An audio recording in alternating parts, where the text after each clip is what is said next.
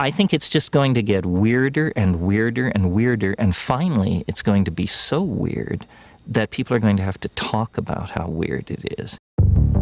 Eventually people are going to say, what the hell is going on? It's not enough to say it's nuts. You have to explain why it's so nuts.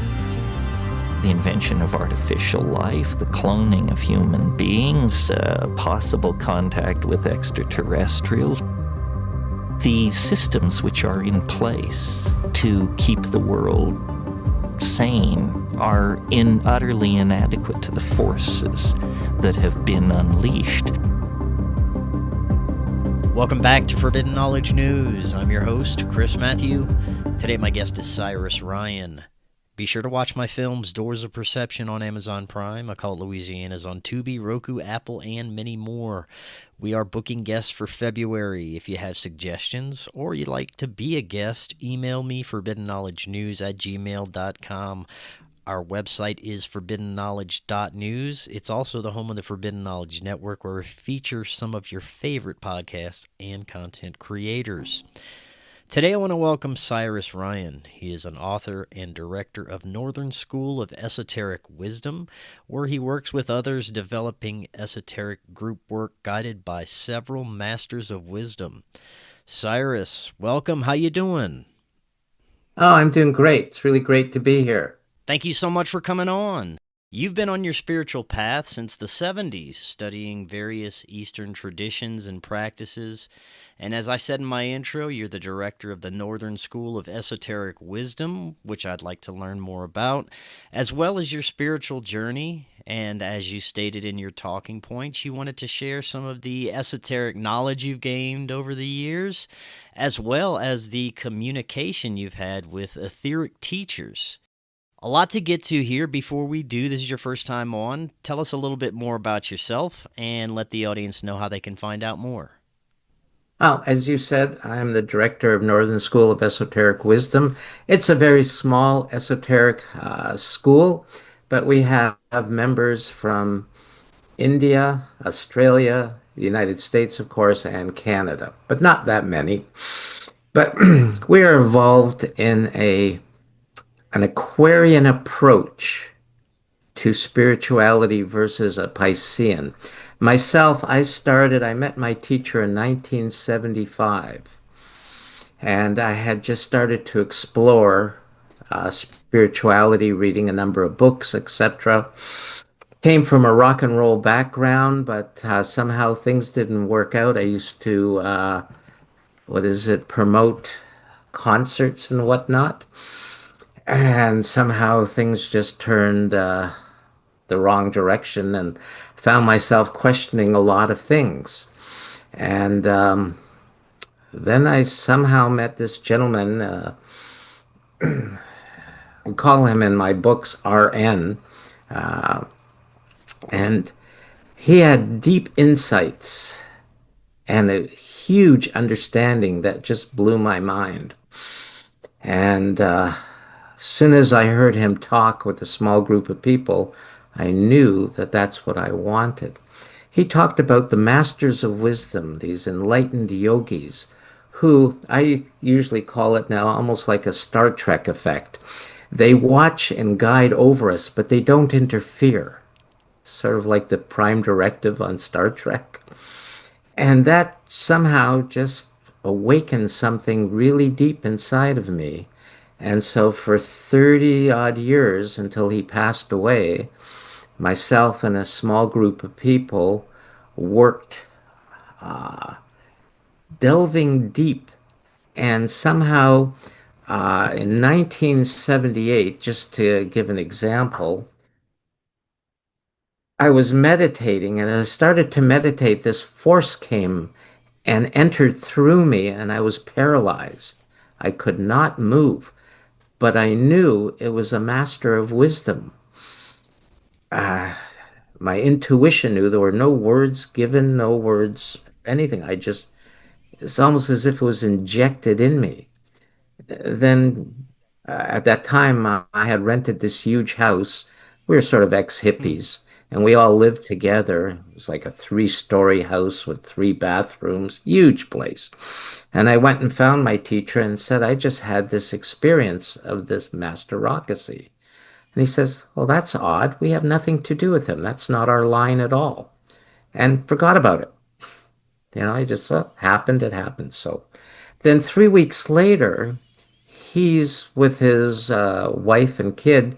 And they're on their way to Virginia Beach. That's where the Edgar Cayce Foundation is. And they stopped in Baltimore, sort of halfway to visit some friends. And that night, the masterocracy appears to him and gives him a word of power. And at first, he didn't believe it. And because he was not that interested in that, he was more philosophical and more inquiring. But mantra is a sacred science with very little is known. But the fact that this master gave it. You said and then word of power go ahead. Is a mantra, essentially?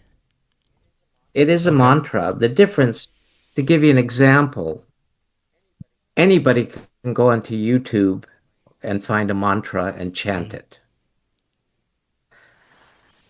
It's sort of like, to use an analogy, if you're really hot and you have a fan in your hand and you fan yourself, you'll cool off. But if a master gives a mantra, it's as if you have a huge fan, electric fan, and it's always plugged in. The difference is huge. So over 30 years, that mantra grew into an entire teaching. And from that, he was given several other words of power. And of course, he was transformed, changed his whole direction of his philosophy, you might say. He had his awakening when he was 16 in a place called Borobudur, which is an ancient Buddhist site in Indonesia, because he was from Indonesia, but eventually came to Canada, where I live, in 1973, and I met him in end of 1974. And in 1978, the masterocracy came. That's all covered in my first book, Living on the Inner Edge. Quick little picture here. Right. And then several other mantras were given. It took him a while to really recognize the power that was in this mantra. It was sort of like we're little mice put in a labyrinth and given a direction and some extra cheese to give us strength. But we had to figure it out ourselves to see what it is.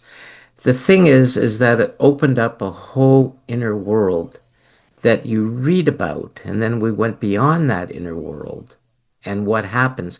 And there's a lot of, to use the term of your podcast, forbidden knowledge there that's only allowed out within the group structure or the ashram, the inner and outer ashram.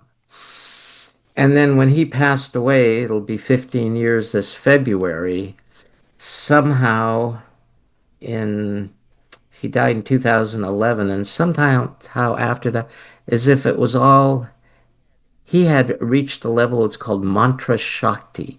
He could change the way you feel in your being through chanting certain mantras. He became like a master of it. But somehow it was passed on to me, not by any written thing or nobody said anything, but the masterocracy came again with the present group that has grown around me and gave us 2 other words of power. One for more, how would you call, entry level. Then there's the one that we have now. We call it the soul mantra. And then he gave one that only a few of us in this group can chant, of a much higher quality. And somehow through this blessing, this group work is developing on an Aquarian level. So what is the difference between Aquarian and Piscean? We're now in an overlap period between the two ages. Piscean is fading out, the Aquarian is coming in. We are like pioneers. Like when the pioneers came to America, they had to chop the wood, clear the land. It was really hard. The Piscean method is you have a teacher and you're a student. Teacher would confer with the student, give the student some direction. In the old days, like in the times of the like Milarepa, many of these other great saints that you can read about, you'd go into a cave, go to the mountain, and you meditate, and you withdraw from the world. The Aquarian way is working in the world, but not being of the world, and working in a group formation. So a group of like-minded individuals whose souls are of a similar level, not the same, doing invocations can invoke a lot more and be more dynamic than an individual. If you read some of the stories of the saints in India, even up to the time of Yogananda, who came to America, that was still very Piscean, still very belief-oriented.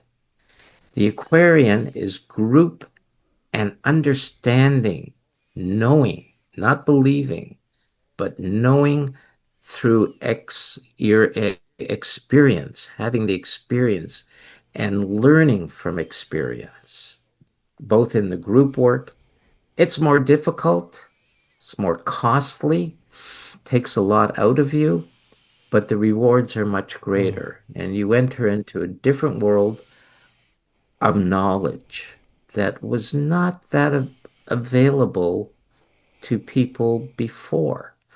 Sort of started in the late 60s, even though the group work started in 1920s, 1930s, but very slowly.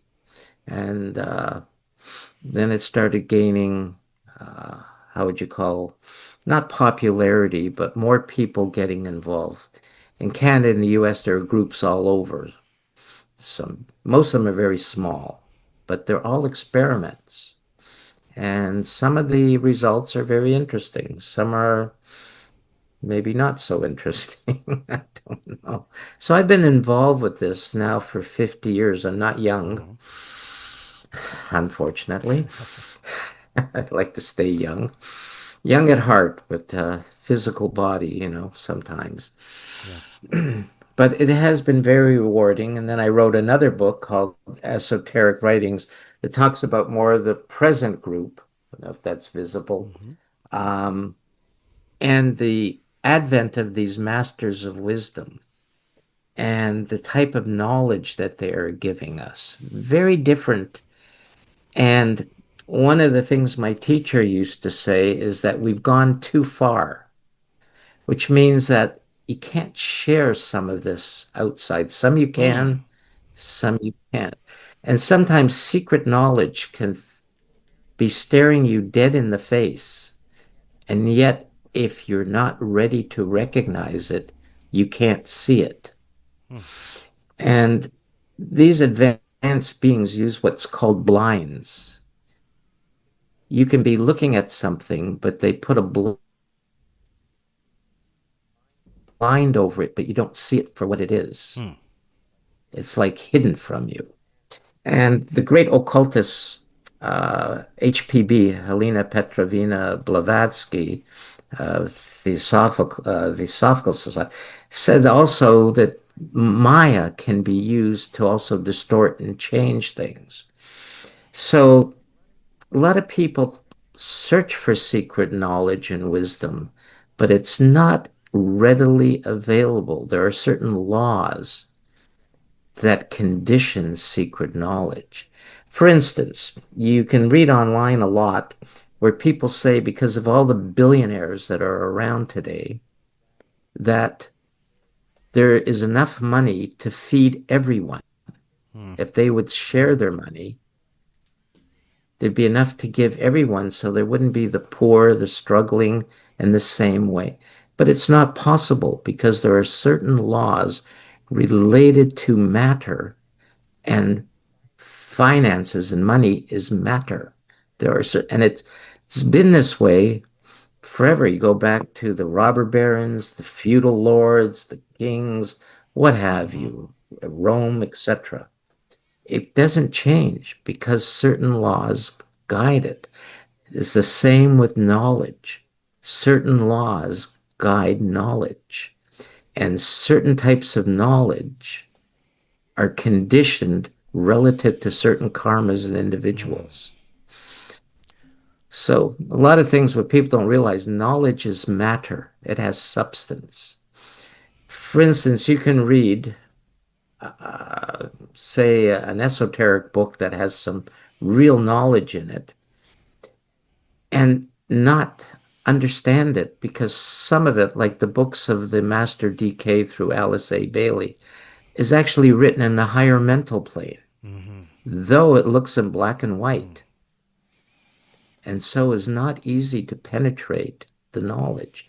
It's just like if you become a lawyer, they have their own language, with alls and two withs and whatnot.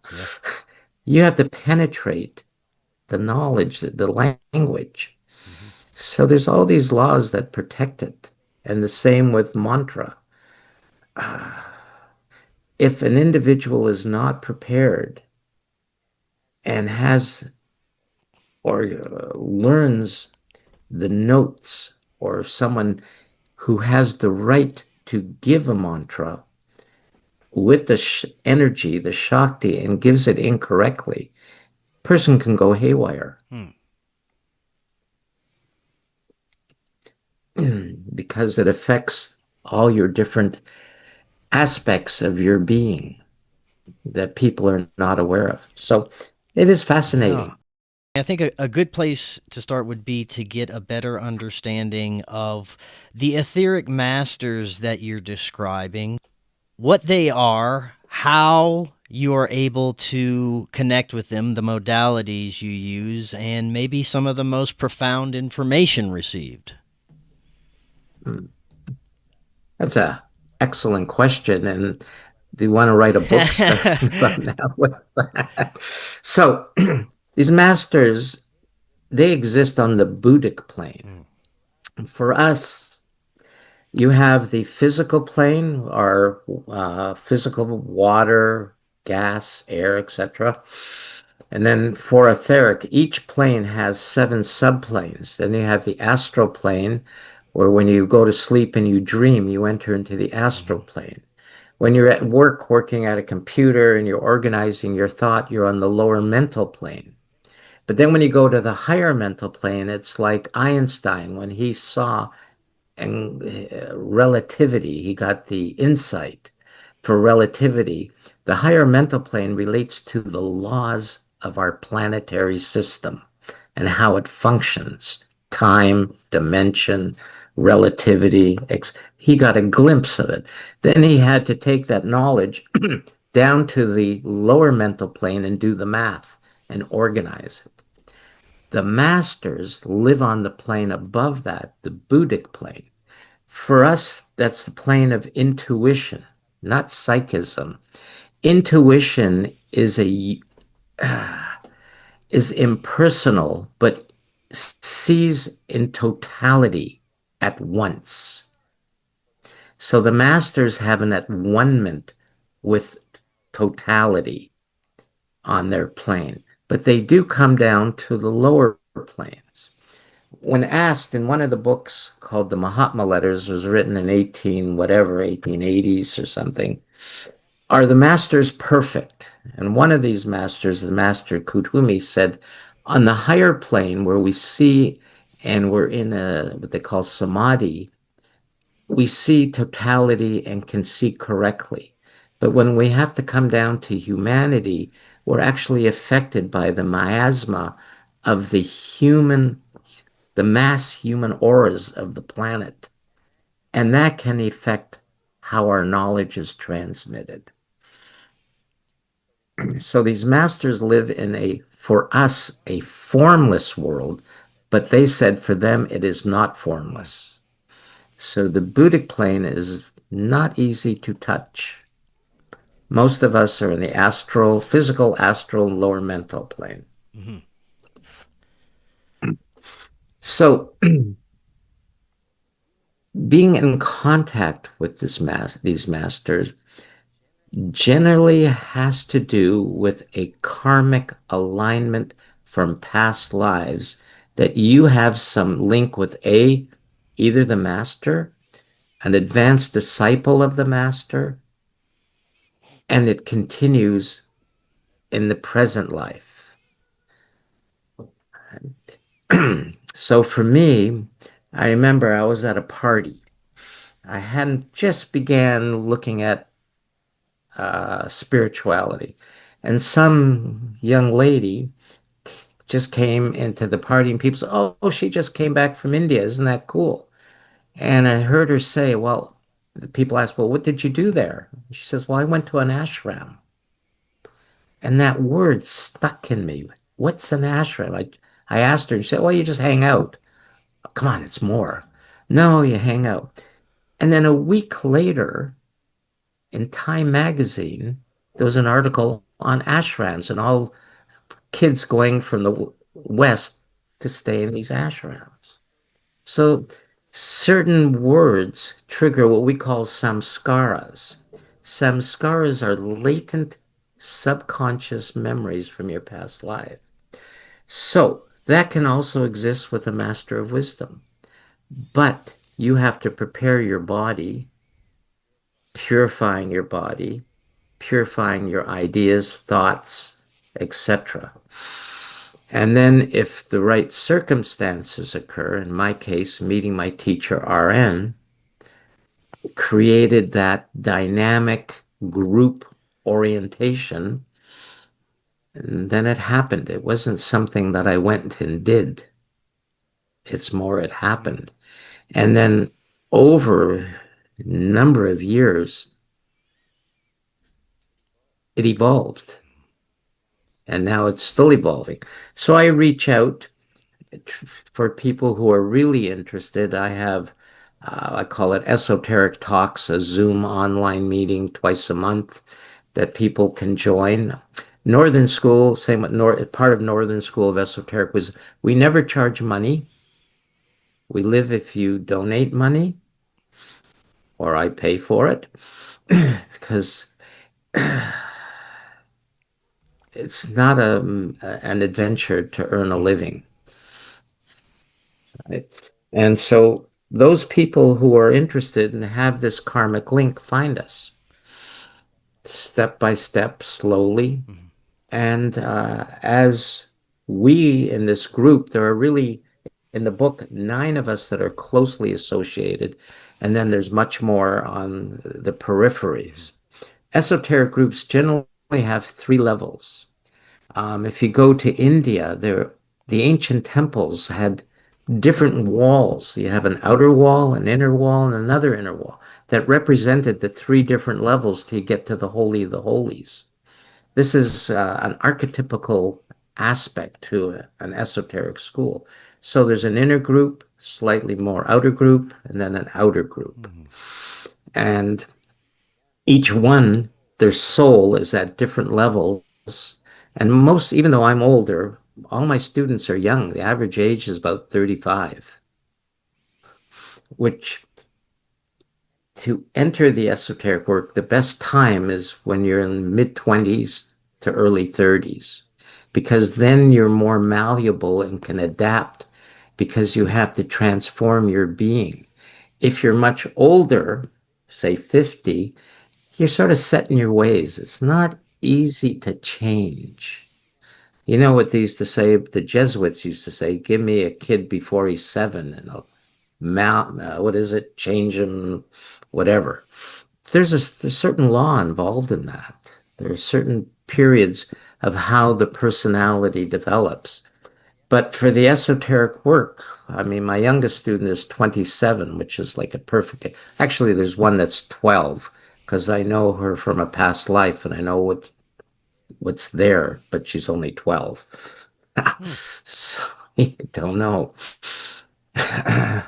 It's fascinating when you start to awaken inwardly. For instance, I was at a Christmas party some of my students and other people. And all of a sudden, this little kid came running up and hugged me. I'd never met the kid. The kid was 3, I think 3. And her parents came over, like, what are you doing jumping on this man? Then I recognized that it was a person I knew that died about 4 years ago who had been an esotericist. And the kid recognized. So these links exist through time. And on the esoteric path, with especially when you come under these masters, the past and the present and even looking into the future meld into one time. You become very aware of your past in your present time. Is it meditation that you and your group are utilizing to achieve access to these realms and access to the masters? Yes, you need to learn how to focus your center and create a center of awareness. Our meditation isn't like a mindfulness, you want peace.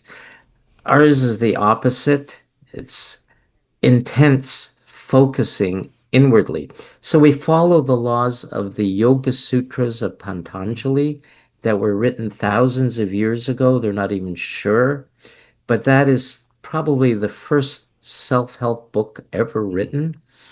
So in the Yoga Sutras, there's the Astanga Yoga, the 8 yogas or the 8 limbs. There's the 4 outer yogas and the 4 inner yogas. We concentrate on the 4 inner yogas. And the first one's called Pratyahara, how to withdraw your consciousness from the periphery into a center point, and then how to detach from your senses and build that center point till you enter the next stage, which is called dharana, which means yogic concentration. It's a different concentration than somebody working, say, building a table or at a computer. You're concentrating for sure. And then once you can achieve a certain level of dharana, of concentration, then you move into dhyana.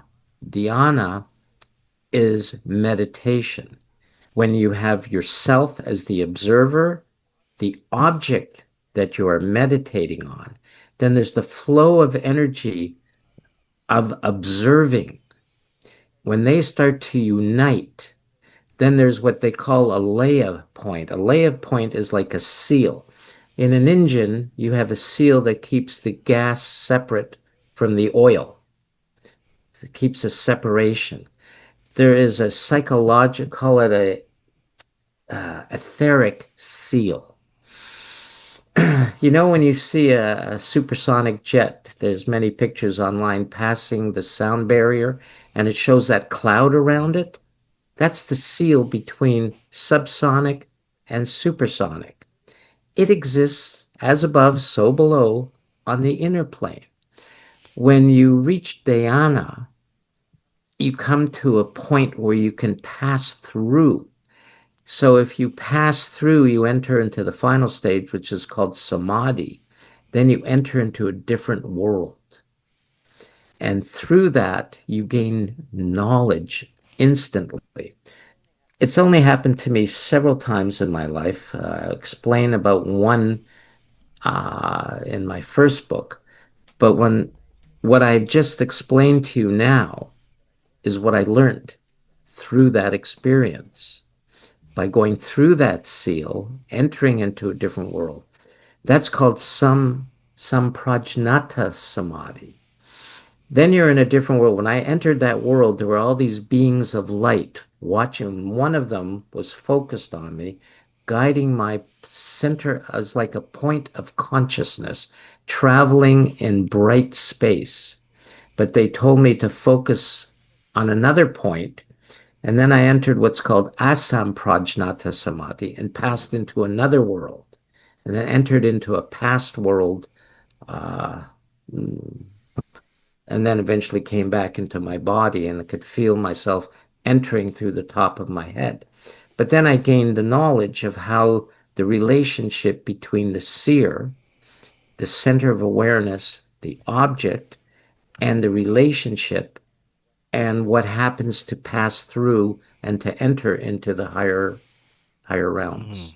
Which hasn't happened. Is there Go ahead. is Sorry. there any kinds of intelligences or entities that should be avoided whenever entering these realms, or are the realms you're entering free of any types of negative beings? There are negative beings, that is for sure, but most of them are on the astral plane. There are much greater beings on the higher planes. More of these negative entities can affect you depending again on your karma. Many, many, many people who aspire to this type of knowledge have links to negative, let's call it schools of occultism from the distant past. And when they start to make progress, sometimes these schools come alive in their inner world exploration and try to capture them back. And then they sometimes run into entities.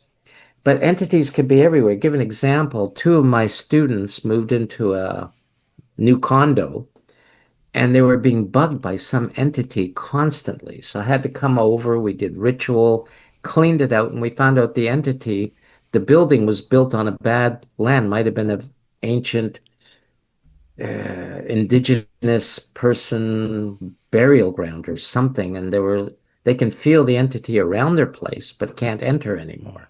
So as you become more aware, you become aware of these different life forms that exist all around. You know, my wife is really psychic, really clairvoyant. So we went to a bed and breakfast a few years ago in the country, and behind was a thick wood and marshy area. And she was in the shower, came out of the shower, and she said, I hope I can use the word Indian, these war paint and what. He came into my shower. I'm saying, you know, he says some sort of entity.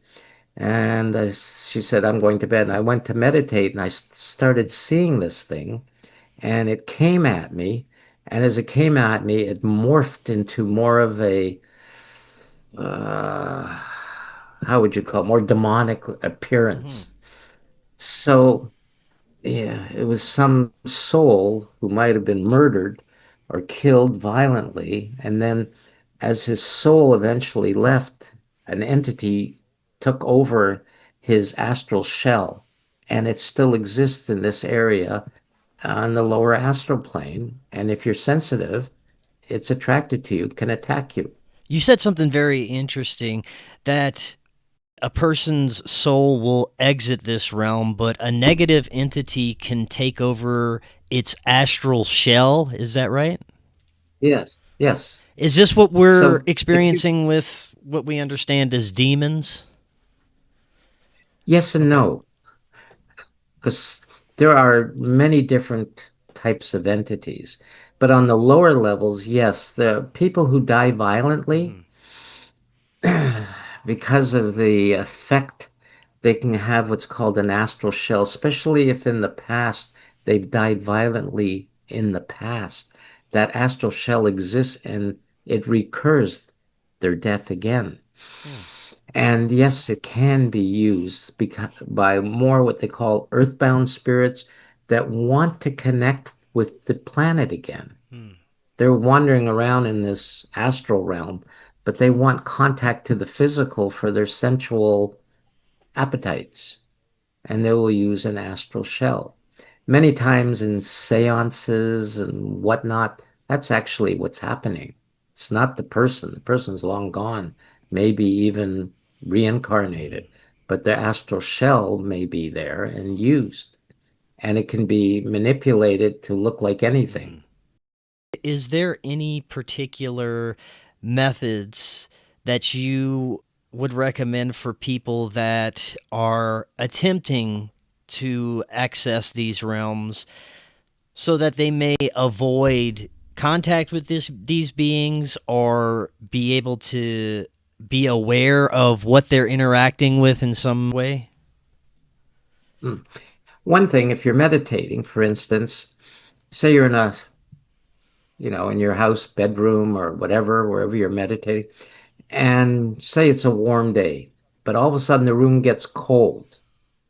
You actually feel cold. Then you're touching some negative entity. Usually the room will go cold. Depending on your practice, if you're sounding like the Om, or if you're Christian, then you can radiate the Om silently with golden light until the coldness dissipates. If you're Christian, visualize a cross, radiate that with golden light, with Amen.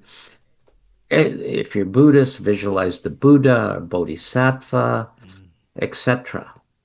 A lot of people have like what they call sleep paralysis. And that's the same thing. What's happening is you become paralyzed because your consciousness has moved onto the astral plane, but you don't know it because you haven't been trained. So you're still aware, you wake up, but then you try to move and you can't. And then sometimes you feel like you're spinning or lifting up, or you feel weird. That's an entity pulling you out. Then you have to do the same thing. Sound the Om over, Om, radiate until you can move your body. Then you should get up and take some chocolate or something sweet, raisin, fruit, to anchor you back in your body. You're being pulled out, which means that you have a proclivity towards that from some past life. And that means you may have been playing around what I like to joke and call it hocus pocus in some past life. I see. And that's how most of these entities come. Getting back to contact with these etheric masters and the information that you've received, could you give us some examples of some of the most profound information, at least what you can tell us?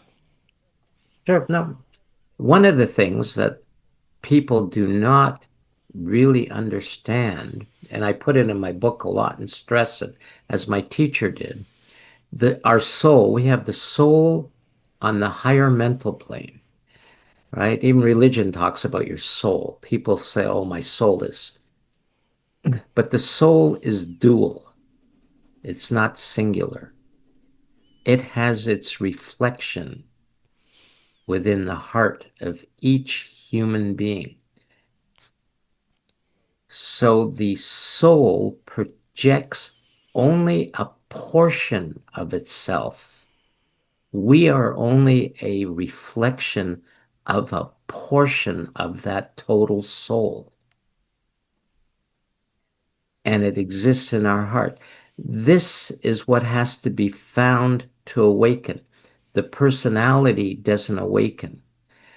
The soul stirs its reflection, but then the energy from the soul then translates into the personality mind, and then you start searching. But that which searches is not that which awakens. And uncovering that which awakens is the entrance into the deeper esoteric. Thus, the word personality, coming from the Latin persona, means to hide. So this duality of the soul is hinted at in some esoteric writings, but not clearly. So I try to make it clearly, because it's until you can find it, doesn't mean anything. It's just a certain type of knowledge. But when you can find it and center your awareness in this reflection of the soul, we call it the essence or the essential nature. Gurdjieff talked about it a bit for those that have read the Gurdjieff-Uspensky work. He said the essence is what you're born with. The personality is which develops. So we have to find, and that's why in the Bible it says, become as little babes, or something like that. Become as, that is this essence. That is the manger of the Christ child. That's its esoteric meaning.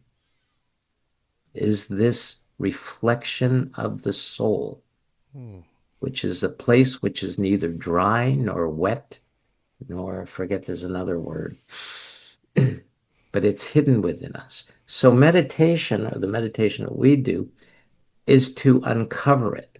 So for instance, there's an ancient, and I start most of my students off with it, meditation called Atma Vichara, which is self-inquiry. I'm not this hollow, empty body that's growing old and will die. I'm not my emotions. I'm not my happiness, not my sadness. I'm not my anxieties. And then I am not my thoughts. If I'm not my thoughts, not my emotions, not my bodies, then who am I? Then you come back to Hermes Trismegistus, man, know thyself. But one has to work through the labyrinth of all our thoughts, feelings, pains, frustrations, to find this inner part that is a reflection of our soul. That is an esoteric thought. But that's primarily what I teach a great deal, to help people find that and experience it. Then they have experiences, past lives, masters of wisdom, the disciples, deities. And the other thing that is, I won't call it esoteric, but because of our Western education and upbringing and the way we're taught, we think we can do. I can do it. I know I can do it. I'm smart. That's the illusion. You cannot do it alone. You need help. The analogy is, if you're in prison and you want to escape, it's very hard to escape on your own. You need generally help. Somebody to know, watch the guards, another one to watch how to open the doors, another one. However, I've never been in prison.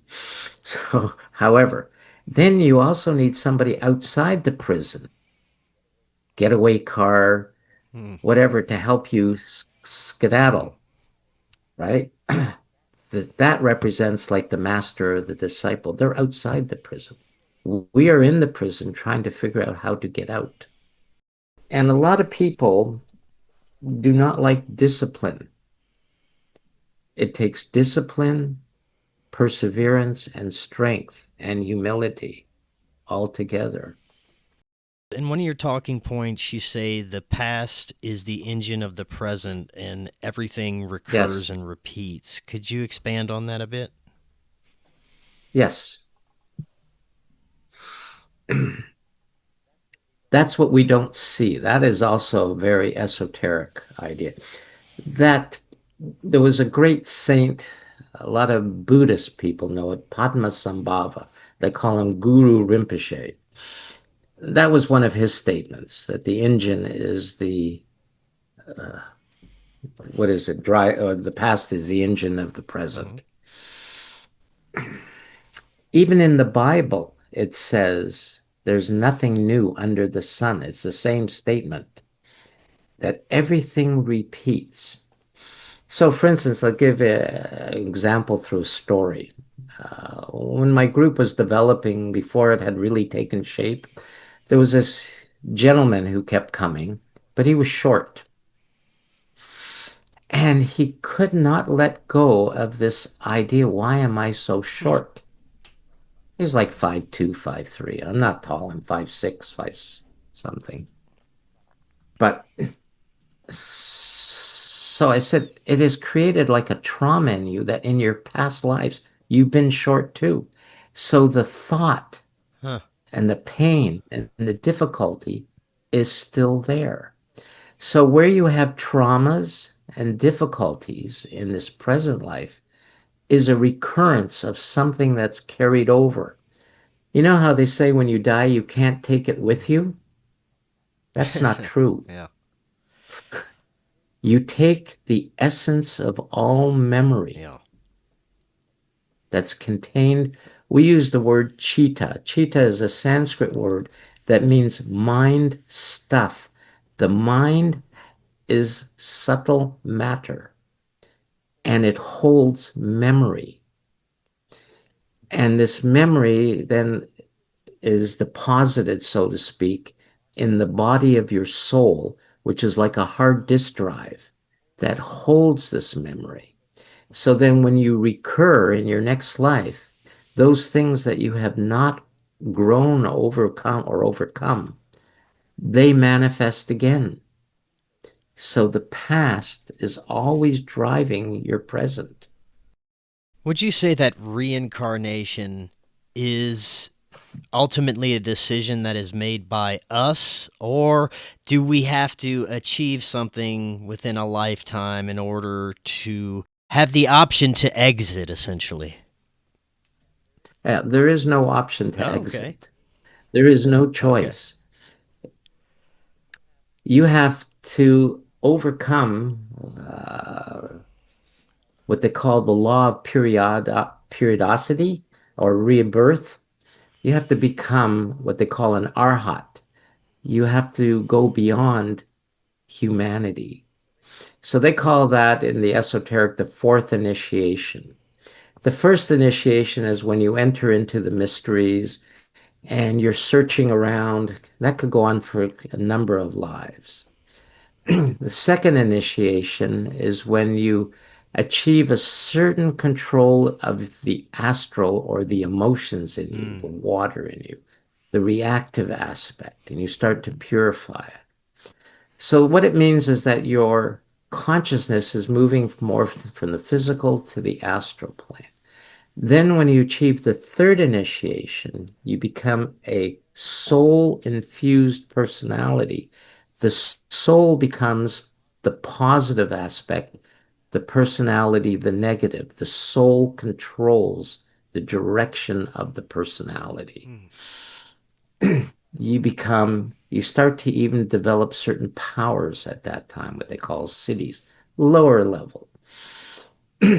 The soul is sometimes called the Temple of Solomon in the Western esoteric tradition. At a certain stage, that temple has to be destroyed and the consciousness liberated from the soul and enters the Buddhic body. When that happens, you give up your humanity. You become more than human. But the human karma is finished. So the disciples of the Buddha were arhats. They had passed this level. When that happens, then you don't recur. You enter into another time body. Right now, we're in our physical body. Maybe I'll live till I'm 85. That's my time body from date of birth to when I die. But you have another time body related to your soul that exists for aeons and aeons. And then when you go beyond your soul, then you enter into the time body. We call it the logos, or call it the inner worlds. So there are all these different levels, so to speak. So until you achieve this, you have no choice as to your reincarnation. It happens. But here, I'll give you an example. Say you're an engineer and you've developed, the knowledge of engineering. And you about to die, but then there's Third World War and our civilization is wiped out. And then it starts from scratch again through cavemen, etc., etc. You may not reincarnate for aeons because you've got the memory of an engineer, and they may not need an engineer until the time of the Romans. So it might be thousands of years until you reincarnate based on the talents that you have developed. Where other people, some incarnate more rapidly, depending on the need. Would you say that this realm, this reality, is essentially a school for us to learn and ascend those different levels that you were mentioning. 100%. And there are different schools. That's why it's the Northern School of Esoteric Wisdom. There are schools on the inner plane. There are Eastern schools, Western schools. There are different types. And they're actually schools. They have different names. So Northern School is an extension part of the Trans-Himalayan Arhat School, or Arhat Brotherhood, which is that particular school that was involved in bringing the ideas of esotericism to the West from the 1875 onwards. Previous to that, the West didn't know anything. In 1890, Vivekananda came to Chicago, the World Religion Congress, whatever it was called, and slowly then Yogananda and yogis came, and theosophy and different things all started around 1875. Other than that, if you go back to 1875 or United States 1900, how many people meditated, thought of the word karma, yoga, reincarnation, mantra? Nobody. But today, everybody knows those terms. I saw a truck going by, construction. It said karma construction. I mean, it's mainstream. And they talk about mantra in business. You know, you have your mantra in your sales speech or whatever. Do you think anyone has the capability of connecting with these etheric masters if they're on a certain spiritual path? I would say so. It depends on your karma.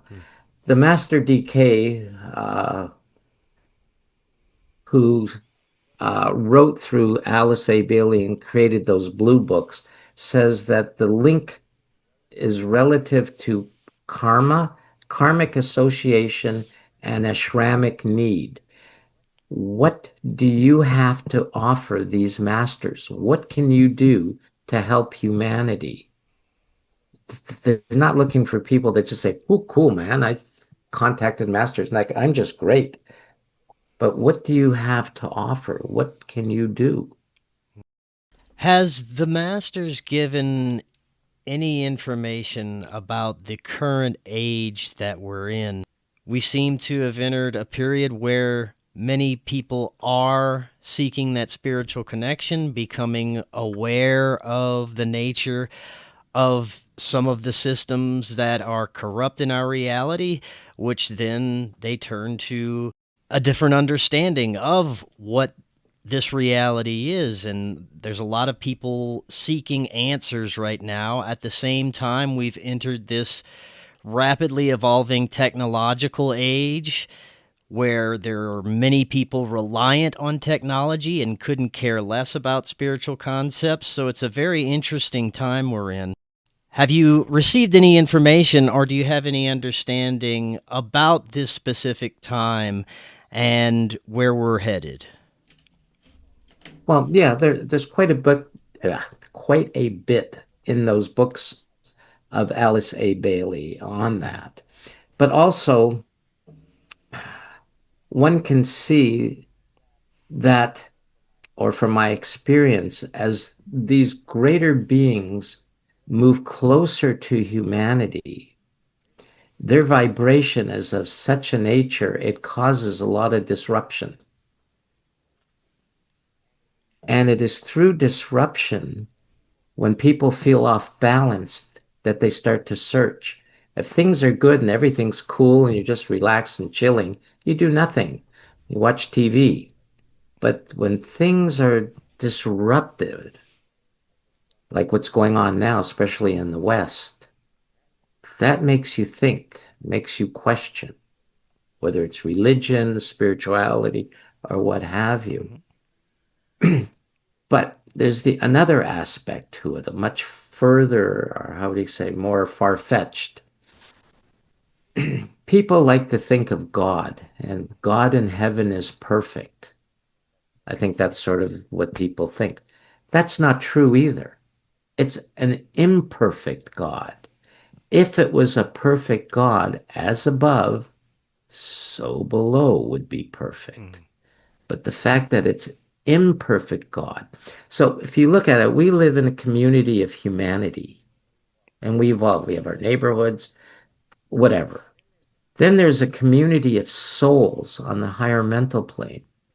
But there's also a community of gods on the much higher plane they call the plane of Adi. And these gods, who we have no real concept of, are evolving also. And as they evolve, they don't experience, obviously, turmoil like we do in our drama and our emotion, but it causes, let's use a Star Wars terminology, tremors in the Force that travels down through the masters, who then get a hint of what's going on.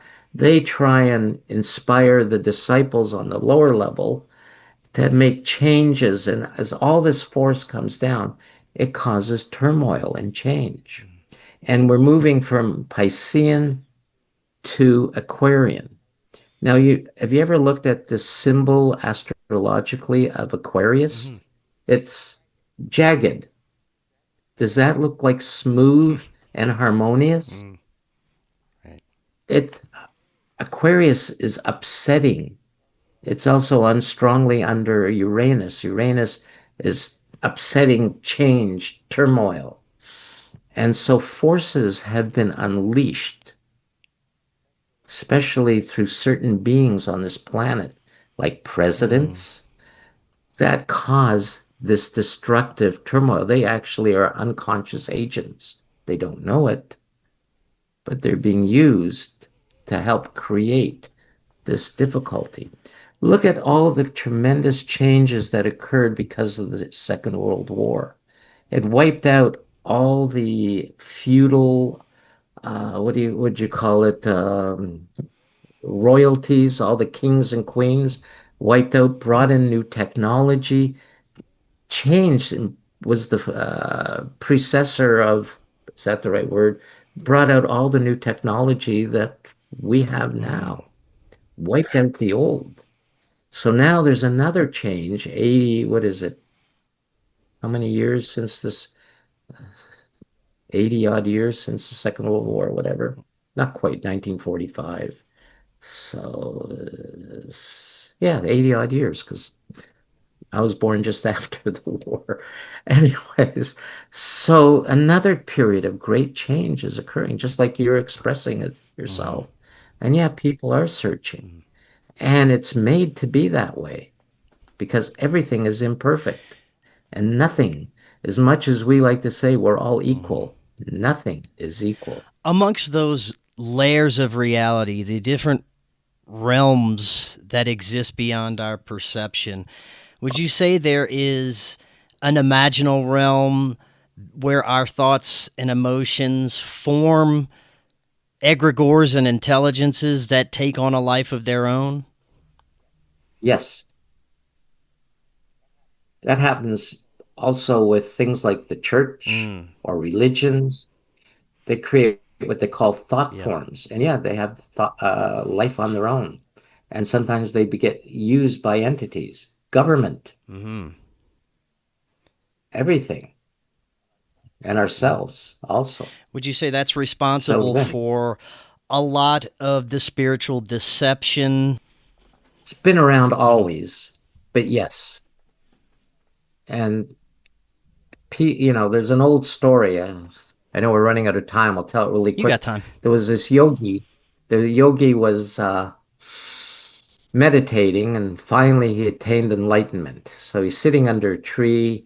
He gets up. He's kind of happy. He's enlightened. He's walking, smiling, and thinking of his enlightenment. Then he starts to hear these steps behind them. These steps start to get closer and closer, and he starts, well, who's following me? Then he stops, turns around, and there's this being. And this being says to him, "Congratulations, yogi, on your enlightenment. Why don't you teach me it and I'll organize it?" So then the essence is lost in the organization. Thus, large organizations cause the problem. Interesting. And then we like to use the term, not me, but humanity, the idea of the ego.